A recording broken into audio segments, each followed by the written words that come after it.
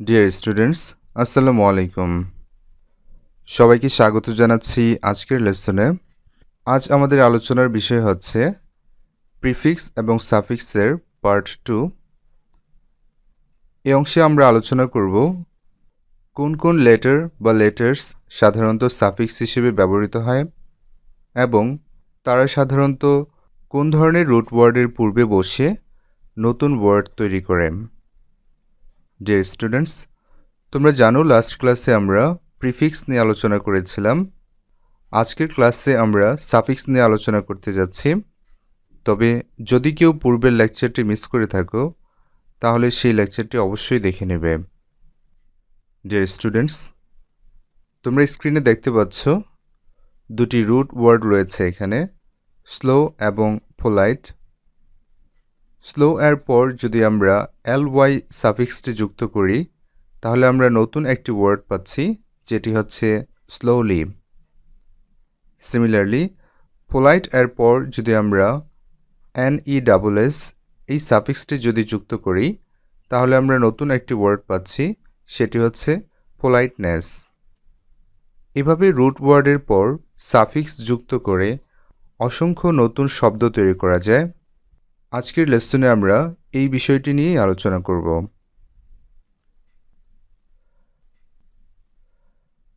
প্রথমেই আছে আর অথবা ER। এই আর অথবা ER সাধারণত ডুয়ার বা কর্তাকে নির্দেশ করতে ব্যবহৃত হয়।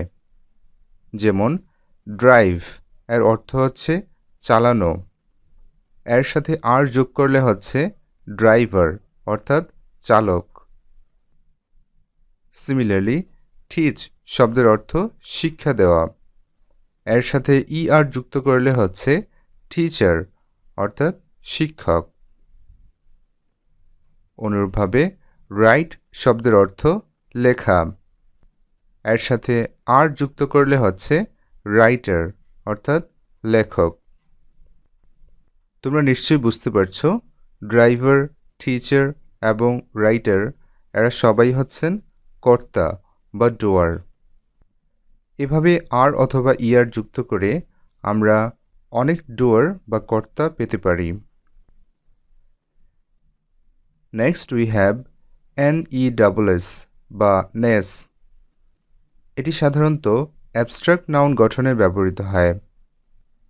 যেমন ডার্ক শব্দের অর্থ অন্ধকার, এর সাথে NESS যুক্ত হয়ে হচ্ছে ডার্কনেস, এর মানেও অন্ধকার, তবে এখানে এটি নাউন হিসেবে ব্যবহৃত হচ্ছে। সিমিলারলি বোল্ড শব্দের অর্থ সাহসী, এর সাথে নেস যুক্ত হয়ে হচ্ছে বোল্ডনেস অর্থাৎ সাহসিকতা। অনুরূপভাবে সুইট শব্দের অর্থ মিষ্ট, এর সাথে নেস যুক্ত হয়ে হচ্ছে সুইটনেস অর্থাৎ মিষ্টতা।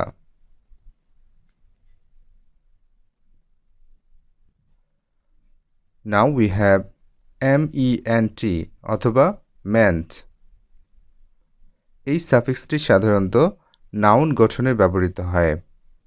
যেমন অ্যাচিভ শব্দের অর্থ অর্জন করা, এর সাথে মেন্ট যুক্ত হয়ে হচ্ছে অ্যাচিভমেন্ট অর্থাৎ অর্জন।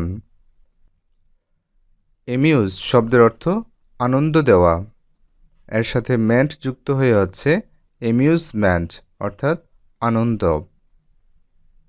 আর্গিউ শব্দের অর্থ তর্ক করা, এর সাথে মেন্ট যুক্ত হয়ে হচ্ছে আর্গুমেন্ট অর্থাৎ তর্ক।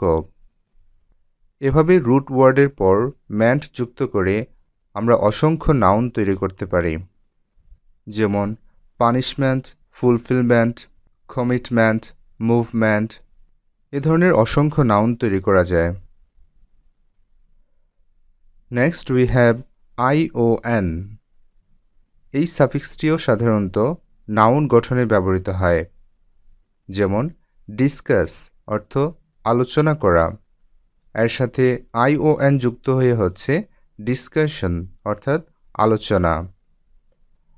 অপ্রেস অর্থাৎ অত্যাচার করা, এর সাথে ION যুক্ত হয়ে হচ্ছে অপ্রেশন অর্থাৎ অত্যাচার।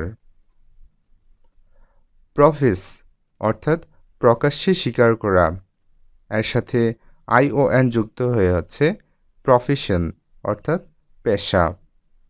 সুতরাং আইওএন এই সাফিক্সটি যুক্ত করেও আমরা অসংখ্য নাউন তৈরি করতে পারি।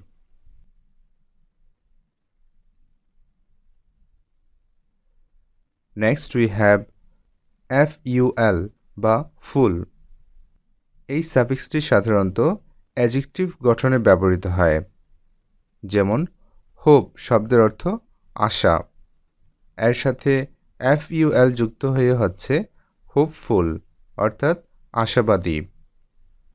সিমিলারলি জয় শব্দের অর্থ আনন্দ, এর সাথে ফুল যুক্ত হয়ে হচ্ছে জয়ফুল অর্থাৎ আনন্দিত।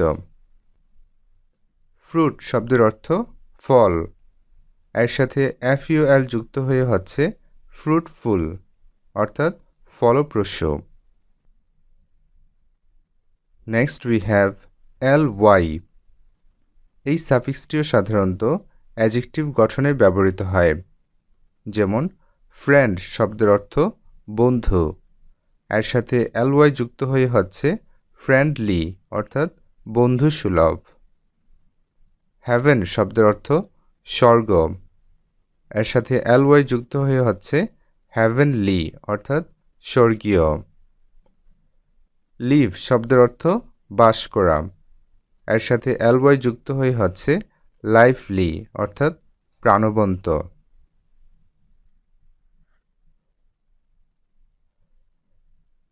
Now we have D. এই সাফিক্সটি সাধারণত অ্যাডজেক্টিভ গঠনে ব্যবহৃত হয়। যেমন এক্সাইট শব্দের অর্থ উত্তেজিত করা, এর সাথে ডি যুক্ত হয়ে হচ্ছে এক্সাইটেড অর্থাৎ উত্তেজিত। ইনজিওর শব্দের অর্থ ক্ষতি করা, এর সাথে ডি যুক্ত হয়ে হচ্ছে ইনজিওর্ড অর্থাৎ আহত। আইসোলেট শব্দের অর্থ পৃথক স্থানে রাখা, এর সাথে ডি যুক্ত হয়ে হচ্ছে আইসোলেটেড অর্থাৎ নির্জন।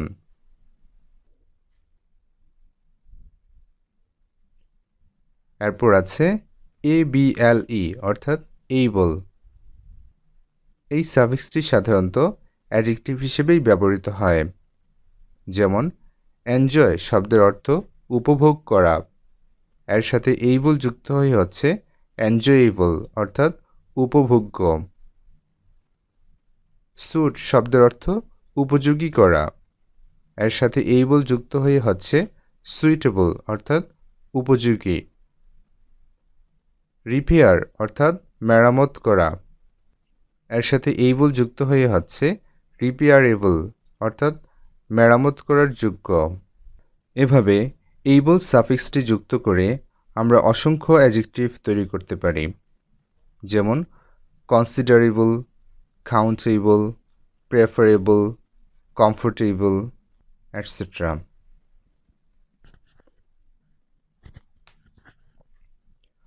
Next we have EN। এই সাফিক্সটি সাধারণত ভার্ব গঠনে ব্যবহৃত হয়।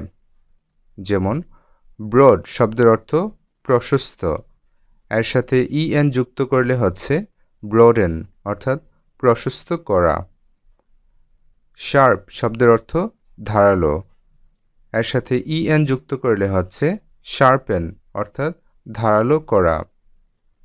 উইক শব্দের অর্থ দুর্বল, এর সাথে EN যুক্ত করলে হচ্ছে উইকেন অর্থাৎ দুর্বল করা।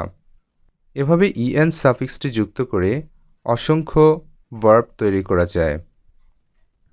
যেমন ব্রাইট থেকে ব্রাইটেন, টাইট থেকে টাইটেন, লেন্থ থেকে লেনদেন, সফট থেকে সফটেন, স্ট্রেংথ থেকে স্ট্রেনদেন, ফ্রাইট থেকে frighten, and so on. Next we have LY। এই সাফিক্সটি সাধারণত অ্যাডভার্ব গঠনে ব্যবহৃত হয়। যেমন বোল্ড শব্দের অর্থ সাহসী, এর সাথে LY যুক্ত করলে হচ্ছে বোল্ডলি অর্থাৎ সাহসের সাথে। ওয়াইজ শব্দের অর্থ জ্ঞানী, এর সাথে ly যুক্ত করলে হচ্ছে ওয়াইজলি অর্থাৎ জ্ঞানের সাথে। ক্লিয়ার শব্দের অর্থ পরিষ্কার, এর সাথে ly যুক্ত করলে হচ্ছে ক্লিয়ারলি অর্থাৎ পরিষ্কারভাবে।